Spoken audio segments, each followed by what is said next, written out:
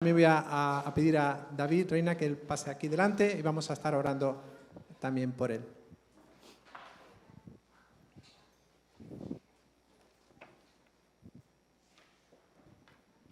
Señor, te damos muchas gracias por esta mañana, Señor, que podemos venir a celebrar la fe, a celebrar la salvación que tú nos has dado. Te doy muchas gracias por nuestros niños. Te pido que ahora estés con ellos, Señor, enseñándoles tu palabra. Bendice a las maestras que van a estar con ellos, que puedan transmitirles, Señor, tu amor, el amor que tú tienes para nuestros niños. Y pedimos que los bendigas. También que estés con nosotros aquí ahora, cuando vamos a escuchar tu palabra. Prepara nuestros corazones, nuestras mentes, nuestros cuerpos. Queremos traer a ti nuestras cargas, Señor, para que tú, con tu palabra, Señor, nos guíes en tu voluntad. Bendice a David, Señor, te ruego por su vida y ahora te ruego, Señor, que él pueda ser un canal limpio, apropiado para que tu palabra fluya. En el nombre de Cristo. Amén. Permitidme que voy a presentar a David un poquito, ¿vale? Porque antes hemos presentado a su familia. Decir que David Reina y yo nos conocimos hace ya muchos años. Él es de Granada, su familia es de Granada, y yo sobre todo con sus hermanos más mayores, porque él es bastante más joven que yo, pero con sus hermanos mayores pues éramos parte del grupo de jóvenes y hemos tenido muchas aventuras juntos. Y por casualidad, pues ahora nos hemos encontrado aquí. Él lleva 6 años con su familia aquí en Málaga, ha venido como misionero y está abriendo obra pionera en Málaga y abriendo puntos y bueno, el Señor lo está utilizando y le hemos pedido que Él venga a compartir la palabra con nosotros. Estamos muy contentos de que estés. Bienvenido. Que Dios te bendiga, David. Pues muchas gracias. ¿Se me escucha bien? ¿Sí? Si no, yo creo que mi voz da para... Pues lo primero que quería hacer es daros las gracias por la invitación, porque siempre es un privilegio poder compartir la palabra con los hermanos y sobre todo poder ayudar a la edificación de la Iglesia. Si algo importante es que la Iglesia sea edificada y sea alimentada. Y en esta mañana yo lo que tengo para vosotros es algo que el Señor ha puesto en mi corazón, pero no para vosotros, sino principalmente para mí. Porque lo que creo que es bueno para uno es alimento para la Iglesia y edifica la Iglesia. Y creo que lo que el Señor ha puesto en mi corazón es algo que como creyentes necesitamos todos escuchar, no solo yo.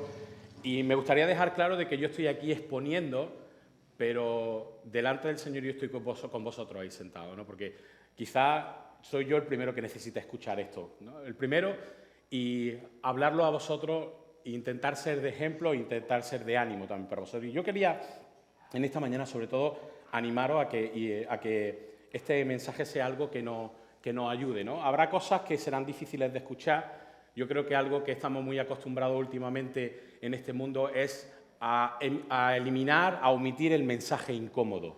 Pero a veces el mensaje incómodo es el que no queremos escuchar porque no queremos escuchar de parte de Dios lo que tenemos que hacer. Y muchas veces estamos eliminando ese mensaje incómodo y yo creo que eso hace que el Evangelio se diluya, sea un Evangelio cómodo. Y en esta mañana a mí me gustaría animaros a salir fuera de ese círculo de confort, ¿no? Pues antes de empezar me gustaría decir que hay muchos desafíos cuando estudiamos la palabra. Cuando estudiamos la palabra de Dios hay varios desafíos, hay muchos retos, y entre ellos es que cuando leemos los evangelios hay algo muy curioso que nos cuesta trabajo entender de los evangelios, y es que no llegamos a entender bien la cultura hebrea. Es decir, los evangelios particularmente y todo el Nuevo Testamento están muy enraizados en la cultura hebrea porque pasan dentro del pueblo de Israel, ¿no? Y el Nuevo Testamento también, pero especialmente el Nuevo Testamento. ¿Y por qué pasa eso? Porque nosotros no conocemos las tradiciones, no conocemos las fiestas, no sabemos exactamente cómo se celebraban, qué se celebraba. Tenemos matices, tenemos información, pero no tenemos toda la información. Y eso nos hace que sea más difícil para nosotros entender qué sucede ahí. Voy a hacer una pregunta. ¿Hay alguien aquí judío? ¿O que haya sido judío? ¿O que es de la etnia hebrea? ¿Nadie?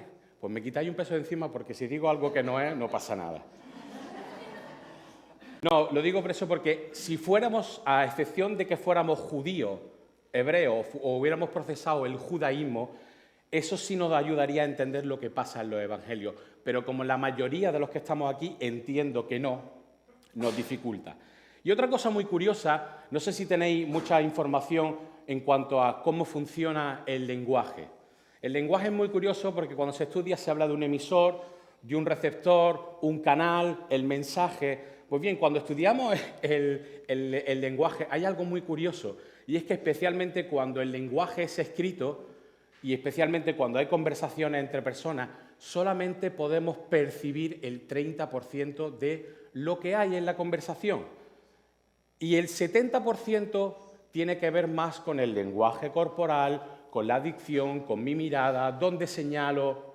Entonces, cuando leemos los evangelios y vemos a Jesús hablando con las mujeres o hablando con los fariseos, no podemos percibir nada más que el 30% de su mensaje porque no vemos el lenguaje corporal, no vemos hacia dónde Jesús mira. Y eso también nos dificulta más la comprensión del Evangelio. ¿Por qué os digo todo esto? Porque en esta mañana vamos a estudiar un pasaje que precisamente nos tiene que animar, nos tiene que llevar a entender dónde está la clave para entender el pasaje.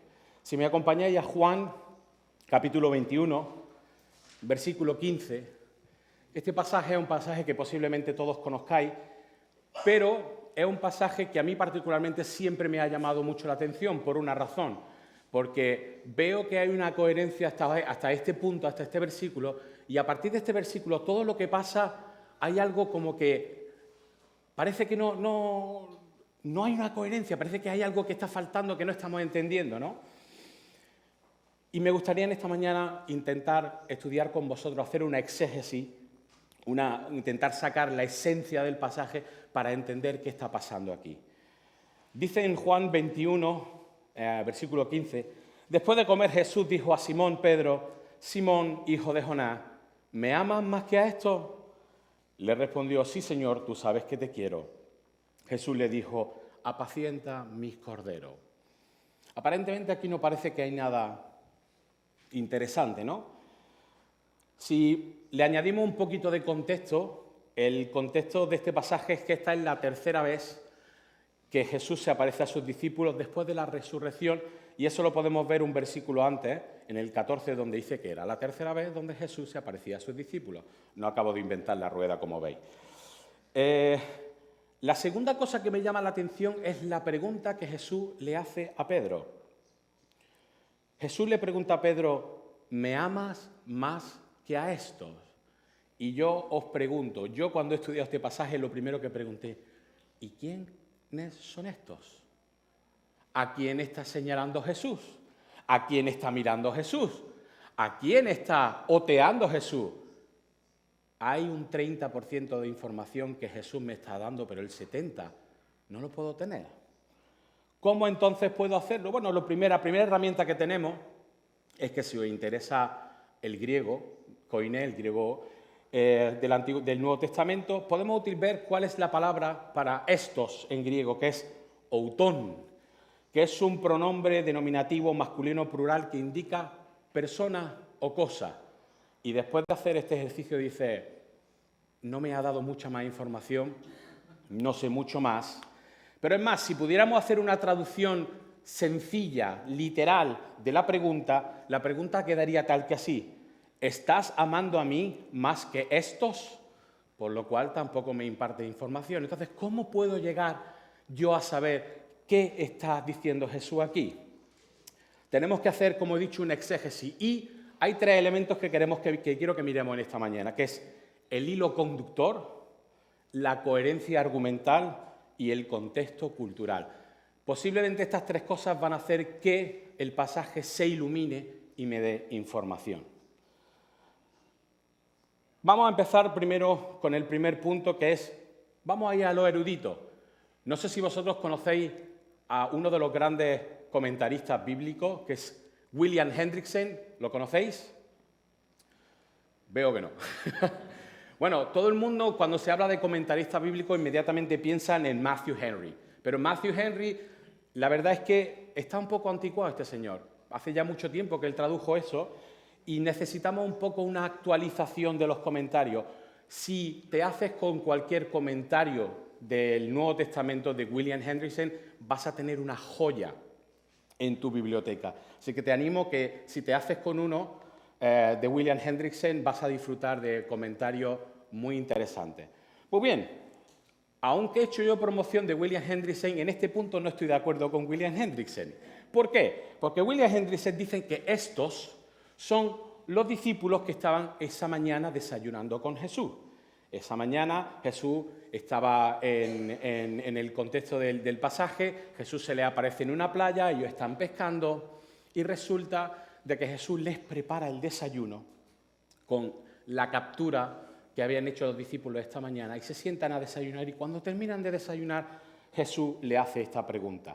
¿Cómo podemos saber que William Hendrickson tiene razón? Si miramos Juan 21:2 dice, estaban juntos Simón Pedro, Tomás llamado Dídimo, Natanael de Cananea de Galilea, los hijos de Zebedeo y otros dos de sus discípulos. Y de los dos discípulos que no menciona, sabemos que al menos uno de ellos es Juan, porque en el desarrollo de la conversación de Jesús con Pedro, sabemos que hay un momento en el que Jesús le dice a Pedro, y dice el Evangelio, hablando de Juan, si yo no quiero que éste muera, ¿a ti qué? O sea que sabemos que uno de esos dos discípulos que no se menciona es Juan. Pero, y aquí es donde yo voy a dar mi opinión, y no necesariamente tenéis que estar de acuerdo, y simplemente mi opinión, pero para mí tiene mucho más sentido esto que voy a decir. Para mí estos tiene que ver con la captura del día, con los peces que los pescadores aquí habían cogido. ¿Por qué? Porque creo que a partir de este punto todo lo que pasa en el pasaje tiene sentido. Y me gustaría que lo viéramos con vosotros, ¿vale? Bien, siguiendo el hilo conductor y la coherencia argumental, encontramos que este segundo punto tiene sentido por estas razones. Primero, si vemos el pasaje entero, vemos que Jesús hace una cosa muy curiosa. Si leí el pasaje entero, vemos que Jesús está recreando un escenario conocido para los discípulos. Están en una playa, están en una pesca donde ellos no habían pescado nada y vuelven a ver una pesca milagrosa y se vuelven a encontrar al Señor. También es muy curioso cómo Jesús usa el nombre de Pedro. Si miramos Juan 1:42, Jesús le había cambiado el nombre a Pedro y le había dicho en Juan 1:42, tú eres Simón, hijo de Jonás, tú serás llamado Cefas, que es en hebreo, es decir, Pedro en griego, Petros. Es decir, pero si vamos a la pregunta donde le hace Jesús ahora en este entorno, le vuelve a llamar Simón, hijo de Jonás. Aquí hay un toque de atención por parte de Jesús. Aquí hay una llamada de atención de Jesús a Pedro. ¿Quiere Jesús recordarle algo a Pedro bastante interesante? ¿Quiere darle un toque de atención? ¿Y sabéis lo que es? Cuando Jesús le dice, Pedro, ¿me amas más que a esto? Jesús le está diciendo, Pedro, yo te he llamado a una cosa y tú estás haciendo otra. ¿Sabéis lo que hacemos los seres humanos, que es muy curioso? Cuando nos enfrentamos a una situación nueva, cuando estamos en una situación que desconocemos y tenemos que hacerlo de una manera diferente, lo que tendemos a hacer es volver a lo que conocemos, es volver a nuestro círculo de confort, es volver a algo que nos da seguridad. Cuando Pedro ve que su maestro ha muerto en la cruz, sus discípulos se encuentran en un sitio, encerrados, asustados. Y hay un momento en el pasaje donde Pedro y los discípulos dicen, ¿sabéis qué? Nos volvemos a pescar. Es lo que sabemos hacer. Y cuando Jesús se encuentra con Pedro, le dice, Pedro, ¿tú amas más lo que tú has hecho toda tu vida que a lo que yo te he llamado? Mirad, otro detalle. Entre el escenario antiguo del primer encuentro a este segundo encuentro hay un cambio radical de identidad. ¿Por qué? Porque en Mateo 4:19 no solamente Jesús le cambia el nombre, no solamente Jesús lo llama de una manera diferente, sino también que Jesús le cambia su estilo de vida. Dice en Mateo 4:19, venid en pos de mí y yo os haré pescadores de hombres. Jesús está llamando la atención a Pedro. Pedro, yo te he llamado a una razón. Pedro, yo he cambiado, yo te he dado una identidad nueva. Pedro, yo he cambiado tu vida de una manera radical. Y tú, en medio de las circunstancias, te acobardas y vuelves a tu círculo de confort. ¿Me estás amando, Pedro? La conversación es más larga y ya nos meteríamos en la conversación donde Jesús le pregunta de una manera, quizá la Reina Valera no lo ha traducido fielmente, pero lo que Jesús le está preguntando, Pedro, tú me amas, y Jesús utiliza la palabra ágape, y Pedro le contestó, sí, Señor, tú sabes que yo te tengo cariño. Pedro utiliza la palabra fileo. Hay mucha diferencia. Pedro, Pedro, tú me amas. Es como si tú le preguntaras a tu hijo, hijo, tú sabes que yo te quiero mucho, y tu hijo te dijera, sí, papá, yo también te tengo cariño. ¿Cómo? No, cariño, que yo te quiero mucho. Sí, papá, que yo también te tengo estima. Como padre, ¿cómo te sentirías? Pues precisamente es como le contesta Pedro. Con todo esto, si esto es algo que ahora podemos preguntarnos, y dirá, David, ¿qué tiene que ver todo este rollo que nos has contado sobre tecnicismo, griego, este pasaje que si de los peces? ¿Sabéis? Hay una necesidad en la iglesia de hoy. Y la necesidad no es predicar el Evangelio y predicar la enseñanza simplemente. Eso se hacía en los tiempos de Spurgeon y era suficiente. ¿Por qué? Porque la iglesia no tenía una formación académica suficiente y necesitaba escuchar la enseñanza de manera simple, de manera muy masticada, de manera muy simple de escuchar que Dios es amor y poco más, ¿no? Pero la realidad de la iglesia no es esta. La mayoría de vosotros tendréis carreras universitarias, tendréis formaciones profundas, grandes. Entonces, escuchar una enseñanza bíblica desde la enseñanza bíblica no es suficiente. El desafío de la iglesia hoy es cómo podemos actualizar esta enseñanza para mí hoy. ¿Cómo le puedo poner zapatos? ¿Cómo puedo saber que esta realidad, esta conversación de Pedro y Jesús me afecta a mí? Porque si leemos la Biblia como el que lee el Quijote, podemos cerrar la Biblia, ponerla en la estantería y se acabó. No seremos cristianos, seremos el club de la Biblia, pero nada más. Si la Biblia no penetra en nosotros, no cala en nuestro corazón y hace que nuestra vida refleje eso, no sirve de nada. Entonces, en esta mañana hay 3 puntos que yo quería compartir con vosotros. 1, el Señor Jesús nos está llamando también a que vivamos fuera de nuestro círculo de confort. Esta pregunta que Jesús le hace a Pedro, Jesús te la está haciendo a ti y especialmente a mí. Yo me veo sentado en una playa con Jesús y Jesús me mira y me dice, David, ¿tú me amas más que a esto? Y a lo mejor Jesús, en mi caso, está señalando a un balón de baloncesto, o está señalando a mi familia, o está señalando a cualquier otra cosa que a mí me apasione. Y Jesús me está diciendo, ¿me amas más que a esto? Esta pregunta es algo que desafía nuestra comodidad. Jesús nos lo está pidiendo a nosotros cada día. Y sabéis, todo esto muchas veces nos está pidiendo lo mismo a nosotros que a Pedro, pero a veces estas cosas son difíciles de asimilar porque lo que nos pide Jesús, lo que nos pide el Evangelio es salir fuera de nuestra caja. No nos conocemos mucho, pero yo no tengo problema en hacer una confesión. Algo que me gusta mucho de la Iglesia Reformada es que antes de ponerse delante del Señor piden perdón por el pecado. Y yo quiero pedir perdón por un pecado delante de vosotros. Ya veo vuestros ojos cómo se abren, como diciendo, ostras, ¿qué va a decir? Yo tengo un problema enorme con una de las enseñanzas básicas de Jesús. Tengo un problema profundo y enorme. ¿Por qué? Porque eso me saca fuera de mi control. ¿Sabéis lo que es? No pasa nada, lo voy a decir. Tengo un problema enorme con amar a mis enemigos. Tengo un problema enorme con orar por aquellos que me persiguen. Tengo un problema. ¿Por qué? Porque eso me hace perder el control.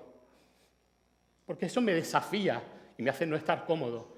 ¿Cuántas veces nos cuesta cuando alguien te hace daño pensar, la venganza es mía, dice el Señor, es lo más fácil.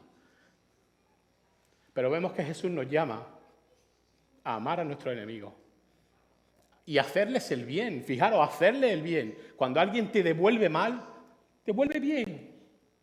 Es un desafío. Y creo que se me nota, ¿no? Creo que lo difícil que quiero decir en esta mañana es que vivimos muy cómodos en nuestra sociedad de confort. Vivimos como cristianos demasiado cómodos. Tenemos todo y tenemos de más. Y a veces eso nos hace estar igual que nuestra sociedad, igual de cómodo. ¿Sabéis? Algo que me preocupa profundamente es que posiblemente seamos de las primeras generaciones de creyentes que escogemos comodidad por encima de voluntad de Dios. Somos los primeros creyentes, las primeras generaciones que elegimos confort, comodidad, bienestar por encima de voluntad de Dios. Déjame poneros un ejemplo. Hace como 13 años fui con un grupo de creyentes de Barcelona, nos invitaron al sur de Inglaterra, fuimos a Bristol y fuimos a visitar la denominación de Sovereign Grace, de Soberana Gracia. Esta denominación tiene una manera increíble, muy peculiar de plantar iglesia. Y es que cuando la iglesia madre decide que quieren empezar una iglesia quizás a 50 kilómetros de donde está la original, pues buscan dentro de la congregación a alguien que tenga el don pastoral. Y durante un año están orando por el futuro pastor, pero comisionan y quieren comisionar a la iglesia con 25 familias de la iglesia madre. Es decir, imaginaros que esta iglesia dice, señores, dentro de un año queremos empezar una iglesia en los montes de Málaga. Allí donde Frodo echó el anillo, allí. Lejos, bastante lejos. Y no solamente el pastor va a salir de aquí, sino que va a salir con 25 familias de aquí para empezar en la nueva iglesia. ¿Sabes lo que significa eso? Significa que posiblemente vas a tener que dejar tu casa, vas a tener que buscar una nueva, vas a tener que dejar tu trabajo y buscar uno más cerca, vas a tener que buscar nuevos amigos porque los que se quedan aquí están bastante lejos. Y yo te pregunto en esta mañana, ¿cuántos de vosotros, cuántos de nosotros estaríamos dispuestos a hacer ese sacrificio? ¿Por qué? Porque yo quiero vivir cómodo, porque yo no quiero una vida cristiana con desafío, porque yo no quiero una vida cristiana que me rete. Lo que quiero es vivir cómodo. Quizás no estoy en el mejor sitio para decir esto, porque aquí hay muchos misioneros y mucha gente estará diciendo, hombre, yo he dejado mi país y he venido aquí. Pero incluso aquí, mis queridos hermanos, como misioneros, y lo digo quizá por experiencia, podemos buscar muchos elementos que nos hagan vivir cómodo. Yo quiero levantar mis fondos para vivir con mi buen coche, con mi buena casa, no tener que preocuparme de mi salario. Lo digo porque, no lo digo desde el desconocimiento, se lo digo porque yo también levanto fondos. Yo puedo también vivir pensando, oye, yo quiero levantar mis fondos para vivir bien. No quiero depender de la fuente de mis recursos, que es Cristo. Quiero depender de mi comodidad, de que el dinero está ahí y no hay nada más. Pero si hay un desafío de vivir por fe, es depender de que todo lo que necesito viene de Dios. Entonces, mis queridos hermanos, muchas veces todo esto nos hace vivir muy cómodo. Y cuando Jesús nos pregunta eso, nosotros decimos, bueno, pues yo no lo tengo muy claro. Pero cuando miramos con el deseo de decir, queremos que Alaurín sea rendida a los pies de Cristo. ¿Vosotros creéis eso? Queremos ver Málaga rendido a los pies de Cristo. Queremos ver Andalucía. Queremos ver España rendida a los pies de Cristo.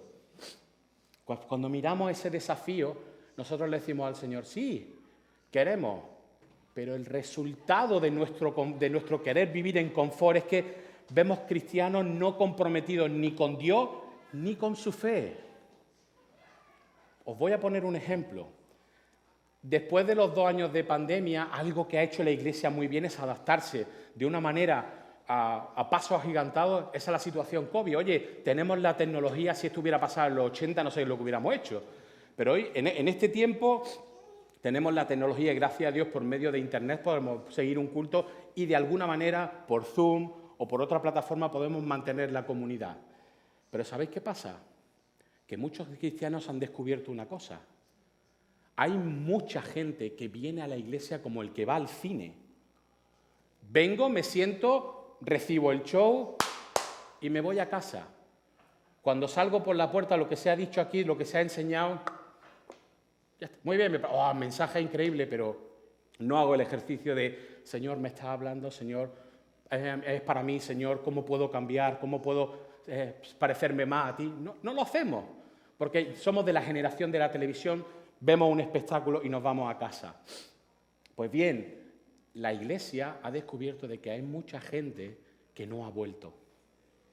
¿Por qué será? Porque ahora lo que yo tenía que hacer un domingo por la mañana, pelearme con mi mujer, pelear con los niños para que se vistan, salir de la casa, medio peleado, llegar a la casa, poner la sonrisa como que todo pasa nada, aguantarme un domingo por la mañana, que mira qué buen día que hace, que hago yo aquí metido en la iglesia.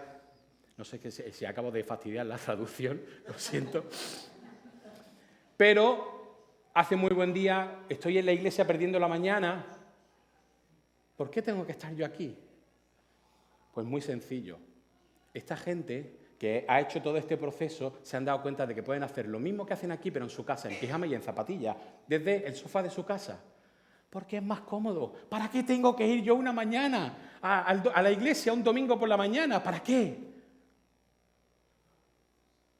El desafío nos lo da Pablo. Amaros los unos a los otros. Ahí tienes una prueba. Exhortaros los unos a los otros. Ama también al hermano que no te cae bien. Mira, este tío me cae fatal, pero aún así lo tengo que amar. Ahí está el desafío. Y muchos de nuestros hermanos no quieren crecer en este sentido. Prefieren la comodidad por encima del llamado y voluntad de Dios. El Señor en Mateo 6:33 nos dice, buscad primeramente el reino de Dios y su justicia y todas las cosas os serán añadidas. Este versículo muchas veces lo sacamos para hablar de todas las cosas os serán añadidas. No es solamente esto. ¿Qué pasa con el descanso? A veces no entendemos que descansar no significa voy a desconectar de todo, apago el teléfono. Descansar significa totalmente lo contrario, es conectar con la fuente del descanso que es Dios. Y eso como creyentes a veces no lo hemos entendido. Buscad primeramente el reino de Dios y su justicia y todas las cosas os serán añadidas. ¿Acaso Dios no sabe todo lo que tú necesitas? ¿Acaso Dios no tiene en su mano todo lo que tú necesitas? ¿No es el Dios de la paz, no es el Dios del descanso, no es el Dios de tu provisión? ¿Por qué no buscamos primero el reino, el interés de Dios, el interés de construir el reino de Dios en Málaga y en Alaurín? Y todas las cosas que necesitamos se nos van a dar. Pero tenemos que pagar el precio de escuchar la voz de Dios y querer salir fuera de mi círculo de confort. Si miramos la vida de Pedro tuvo este proceso de renovación por parte del mismo Jesús. Fue llamado por Jesús a seguirle. Jesús le dio una nueva identidad y un propósito. Estuvo 3 años siendo discipulado por él. Y en la historia de Pedro vemos que una diferencia entre el primer Pedro en su encuentro con Jesús y el Pedro de Pentecostés. Quizá la vida de Pedro fue un poco como un roller coaster, un poco arriba, un poco abajo, luego aquí, luego allá. Pero cuando llega a Pentecostés, a Pedro le pasa algo. Y se pone delante de 3.000 personas y le dice, oye, que nosotros no estamos borrachos, que nosotros estamos llenos del Espíritu Santo y esto, y al Jesús que vosotros crucificaste y resucitó al tercer día, etcétera, etcétera, etcétera. Nosotros hemos recibido lo mismo que Pedro, como creyentes. Hemos vivido también ese poder de transformación. Hemos pasado de ser hijos de perdición a ser coherederos con Cristo. ¡Pum! Eso es maravilloso. Hemos sido elementos de la oscuridad y hemos pasado a ser coherederos con Cristo. Todo lo que Cristo tiene que recibir por herencia, por su derecho, nosotros lo haremos también. Se nos ha dado una nueva identidad. Juan 1:12 dice que a todos los que recibieron a Cristo son llamados hijos de Dios. No necesitas otra cosa en tu vida. No tienes que ser un doctor en teología, no tienes que ser un maestro en un instituto. Eso no puede ser tu identidad. Tu identidad es algo que viene de dentro y sale de hacia afuera y no puede cambiar. Pase lo que pase en tu vida, el que tú seas hijo de Dios, eso sí, inmutable, no cambia, es para siempre. ¿Por qué? Porque la garantía del Espíritu Santo te dice que tú eres hijo de Dios. Hemos sido instruidos en las enseñanzas de los apóstoles, pero muchas veces nos quedamos en nuestro confort porque no queremos exponernos. ¿Qué pasa con tu llamado? ¿A qué te ha llamado Dios? ¿Qué pasa con la voluntad de Dios en tu vida? ¿Sabéis una cosa? Antes he dicho que estamos muy acostumbrados a escuchar mensajes muy diluidos, pero es que incluso esos mensajes se oyen desde el púlpito. Yo he escuchado mensajes a jóvenes decir, Dios es un Dios de sueños, Dios quiere cumplir tu sueño. Y dice, un momento, ¿cómo que Dios quiere cumplir tus sueños? ¿Le estamos diciendo a la gente joven que Dios quiere cumplir tus sueños? ¿De verdad eso es en serio? Dios no nos ha creado para cumplir nuestros sueños, Dios nos ha creado para cumplir su voluntad. Mis sueños no tienen nada que ver con la voluntad de Dios a veces. A veces Dios va a permitirnos la gracia de que mi sueño sea cumplido por medio de su voluntad, pero yo no estoy aquí para ser feliz. Tengo una compañera en un club de baloncesto donde trabajo que tiene en su perfil de WhatsApp una frase que me hace mucha gracia. Dice, has nacido para ser feliz, no te distraigas. No. Como yo voy a ser feliz, como voy a encontrar la plenitud de la felicidad es cumpliendo la voluntad de Dios, no haciendo lo que me dé la gana. La transformación del Evangelio debe de crecer y hacer madurar al creyente. Pero a veces va a ser por situaciones dolorosas, a veces por situaciones difíciles. Nadie ha dicho que el ser creyente sea fácil. Nadie ha dicho que el ser creyente sea un camino de rosas. Es más, cuanto más crees, más adversidad hay. Algo que tampoco es popular dentro de los creyentes es escuchar el Salmo 23. ¿Sabéis por qué? Porque el Salmo 23 dice una cosa clara. Dice, cuando ande en valle de sombra de muerte, no temeré mal alguno porque tú estarás conmigo. El Salmo no está diciendo, si en algún momento yo estoy en el camino de la muerte o en el valle de la muerte, pues tú estarás conmigo. No, da por sentado que voy a estar. ¿Recordáis el pasaje donde Jesús está todo el día enseñando y luego va con sus discípulos en una barca, se mete y hay una tormenta? ¿Vosotros no habéis pensado que si Jesús es Dios, Él no sabía que iba a haber una tormenta? Y aún así, la tormenta tuvo que ser de órdago, porque gente que se dedicaban al mar estaban asustados, ¿cómo tenía que serla? Y aún así, Jesús decide que sus discípulos van en la barca. Podrías pensar, hay que ver qué maneras tiene el Señor de hacer las cosas. No. Por la mañana recibieron una clase teórica magistral y ahora vamos a la práctica. Y lo que tenemos que entender de ese pasaje es que, y del Salmo 23, es una cosa. Yo voy a pasar por situaciones de valle de muerte. Incluso puede ser que yo muera. Pero aún así, Dios estará conmigo. Esa es tu promesa. Aunque tu barco zozobre, aunque tu vida esté en riesgo, aunque tu vida sea perdida, el Señor estará contigo. Esa es la promesa, no de que siempre vamos a ser librados de cosas malas. El Señor nos libra de cosas malas, ¿no es cierto? Pero no siempre. La promesa es que tú estarás conmigo. ¿Y todo esto a qué nos lleva? Romanos 5, del 3 al 5, dice, y no solo esto, sino que también nos gloriamos en las tribulaciones, en los problemas, sabiendo que la tribulación produce paciencia, y la paciencia prueba, y la prueba esperanza, y la esperanza que no defrauda, porque el amor de Dios ha sido derramado en nuestros corazones por el Espíritu Santo que nos ha sido dado. ¿Sabéis cuál es la esperanza que no defrauda? ¿Sabéis a lo que se refiere Pablo aquí? Es que el amor de Dios ha sido derramado en nuestros corazones. El amor de Dios es el paraguas donde residen todos los atributos de Dios.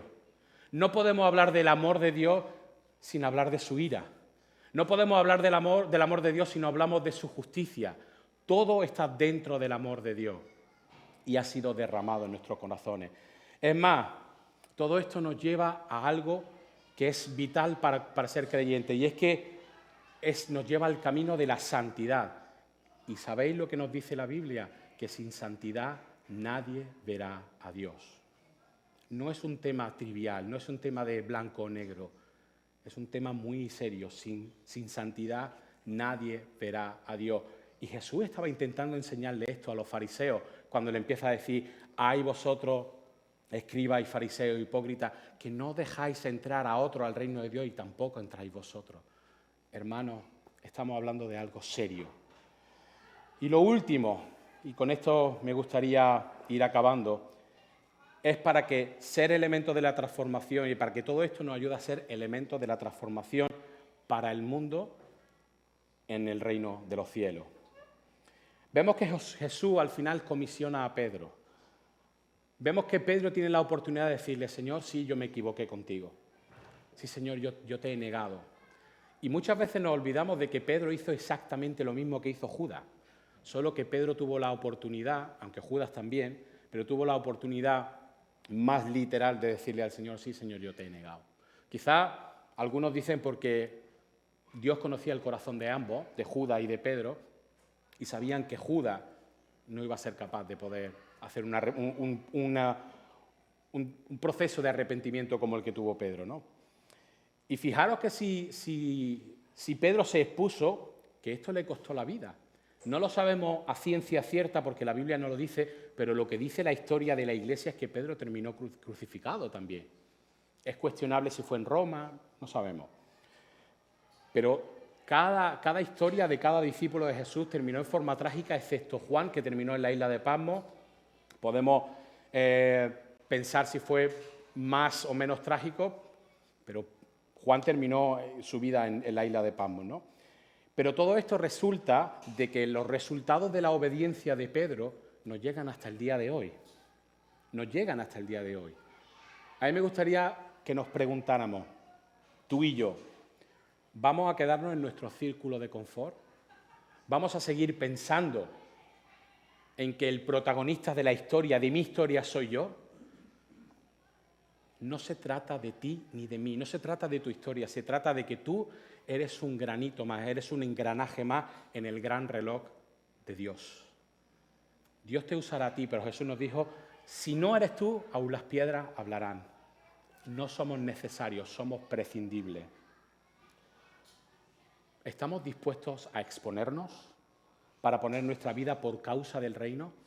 Hay una cosa que a mí me llamaba mucho la atención en el seminario donde yo estudié, y es que muchas veces los profesores nos decían algo que a mí me parecía súper exagerado. Era que nos decían: tenéis que estar siempre dispuestos a predicar, a orar y a morir. Y decía: qué exagerado, ¿no? Pues déjame decir que cada vez lo veo más cercano, menos exagerado. ¿Estamos dispuestos a morir por la causa de Cristo? Yo cada vez tengo menos interés en algo en esta vida que me haga atarme aquí. Hay tantas cosas que quiero conocer cuando vea al Señor que no sé si lo que hay aquí me resulta suficiente. Como cristianos amamos el encontrarnos como en el Señor, o me aferro a esta vida como un clavo ardiendo porque es lo que conozco y ya veremos. Tenemos que pensar, para mí el morir es Cristo y el vivir. Para mí el morir es Cristo y el vivir ganancia. Si vivo, vivo por la razón de Cristo, y si muero, sé que he ganado porque estoy en el lugar que dice Apocalipsis 21, donde no habrá dolor ni llanto y la luz será nuestro Señor. Déjame deciros 3 cositas, 3 aplicaciones para que tengamos algo práctico en lo que pensar durante la semana, y es que vivamos siendo guiados por el Espíritu Santo. El Espíritu Santo muchas veces es el gran ignorado de la cristiandad. A veces no lo incluimos, a veces planificamos, a veces hacemos cosas en nuestra vida sin incluir: Señor, ¿esto es lo que tú quieres? Y eso tiene que ver con la voluntad de Dios. La razón de dónde estás y de dónde Dios te ha puesto es tu campo de misión, aunque duela, aunque sea difícil, aunque no entiendas el porqué. Conocí a un misionero asirio que estuvo 30 años en la región de Tucumán, en Argentina, y este hombre durante 30 años se iba a una ciudad que estaba a 30 kilómetros de Tucumán, se iba al mercado, cogía una caja de frutas, se subía encima y predicaba. Durante 30 años no hubo nada, absolutamente cero resultado. Cuando este hombre se jubiló, los pastores de Argentina le hicieron un homenaje y cuando terminó de predicar, de compartir la palabra, muchos vinieron a saludarle y él se fijó que había un hombre llorando. Y cuando le tocó el turno, él vino a saludarle y le dijo, ¿usted no me conoce? Y dijo, no, no te conozco. Dice, no, pero yo soy de esta ciudad donde usted iba a predicar. Ah, sí, sí. Dice, yo era un niño y mi madre tenía un puesto de fruta y yo lo escuchaba predicar a usted. Y por su esfuerzo, por su trabajo, hoy hay una iglesia de 250 miembros en esa ciudad. Él nunca lo supo hasta ese momento. Si somos fieles a nuestro llamado y seguimos la voluntad de Dios, esto tendrá como resultado la transformación de nuestro mundo para la gloria de Dios. Con esto quiero terminar, hay una cosa que me ha llamado siempre mucho la atención, y es que en el seminario también nos decían una cosa muy interesante, es que nos decían, si queréis tener éxito en el ministerio, y yo me preguntaba, ¿qué es esto de tener éxito en el ministerio? Una iglesia con 500 personas, ¿qué es? Después de estar un tiempo en el ministerio, yo he decidido qué es tener éxito en el ministerio. Mateo 25, 23 dice que cuando nos encontremos con el Señor en el cielo nos diga, bien mi siervo fiel, sobre lo poco has sido fiel, sobre lo mucho te pondré, entra en el gozo de tu Señor. El día que estemos delante del Señor, si el Señor te dice esas palabras, podrás decir que has tenido éxito. Mis queridos hermanos, quiero dejaros simplemente con el ánimo de que tenemos un desafío por delante. Y ese desafío es entender que no podemos ayudar a la transformación de nuestro mundo si no es por medio de que nosotros estemos dispuestos a ceder aquello que no es cómodo, aquello que Dios nos está llamando y que muchas veces nos va a sacar de nuestra comodidad. Así que espero que el Señor nos ayude en este proceso, que el Señor nos ayude a entender y a escuchar su voz en ese sentido y que podamos ver cómo el Señor nos usa de manera grande, pero siempre entendiendo que este es el precio que tenemos que pagar. Que el Señor bendiga su palabra.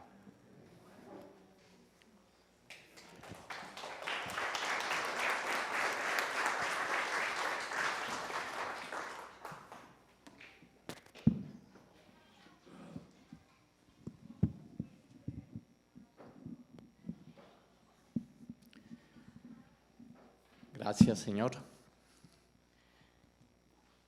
Te damos todo nuestro agradecimiento, Padre, por lo que has hecho hoy en nuestras vidas y porque has estado presente una vez más con poder y con gloria en este lugar y en nuestras vidas. Gracias, Señor, por habernos permitido reunirnos hoy a escuchar tu palabra, a alabarte, a adorarte, Señor. Gracias te damos por las alabanzas de hoy, Señor, porque permitieron, Señor, conectar contigo, Padre. Y gracias, Señor, por la vida de nuestro hermano David, porque se ha dejado usar por ti para darnos su mensaje, Señor. Gracias, Padre, por permitirnos esto, por bendecirnos con esa hermosa palabra. Gracias, Señor, porque podemos decirte, Señor, que tu bendición ha sido grande para cada uno de nosotros. Te pedimos, Padre, que nos permita regresar a nuestros hogares sin obstáculos y con toda tu bendición, Señor. Gracias, Padre, porque sabemos que tú estás con nosotros, que tú estás obrando en nosotros, en cada uno de nosotros.